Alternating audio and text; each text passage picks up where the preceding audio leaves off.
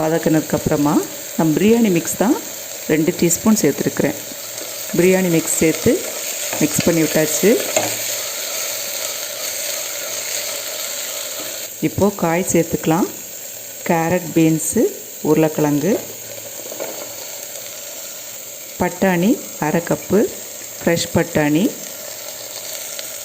அது கூடவே butter beans 1/4 cup சேர்த்துக்கிறேன். எல்லாத்தையும் சேர்த்ததுக்கப்புறமா நல்லா மிக்ஸ் பண்ணி விட்டுக்கலாம். கொஞ்சம் மசாலா பிடிக்கட்டும் காயில், அப்போ தான் நல்லாயிருக்கும்.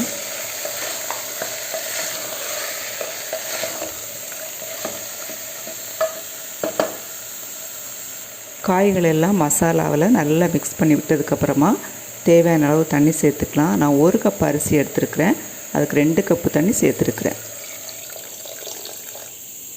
இப்போது தேவையான அளவு உப்பு சேர்த்துக்கலாம். இப்போ கொதிச்சிருச்சு.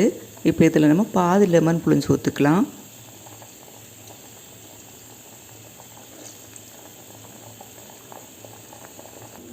இப்போ தண்ணி நல்லா கொதிச்சிருச்சு. இப்போ நம்ம அரிசி சேர்த்துக்கணும். நான் 30 நிமிஷமாக பாஸ்மதி அரிசி 1 கப் எடுத்து ஊற வச்சுருந்தேன். அதை இப்போ கழுவி எடுத்துருக்கிறேன். அதை இப்போ நம்ம இதில் ஆட் பண்ண போகிறோம்.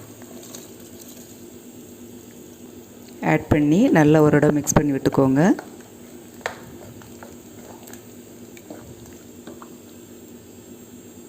இப்போது குக்கர் மூடி போட்டு 2 மீடியம் ஃப்ளேமில் வச்சு 2 விசில் விட்டு வேக வச்சா போதும், கரெக்டாக இருக்கும்.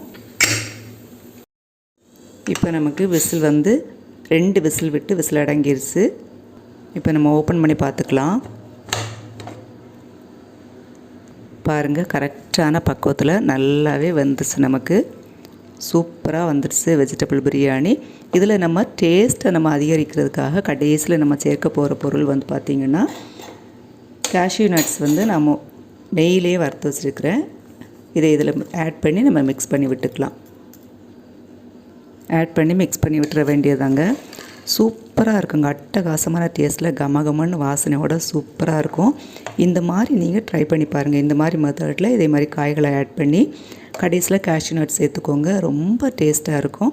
ஓகே ஃப்ரெண்ட்ஸ், இப்போ நம்ம வெஜ் பிரியாணி ப்ரெஷர் குக்கரில் வந்து ரெடி பண்ணிட்டோம். இதே மாதிரி நீங்கள் ட்ரை பண்ணி பார்த்துட்டு எப்படி இருந்துச்சு அப்படின்னு சொல்லி எனக்கு கமெண்ட் பண்ணுங்கள். தேங்க்யூ ஃபார் வாட்சிங். நெக்ஸ்ட் வீடியோவில் நம்ம சந்திக்கலாம்.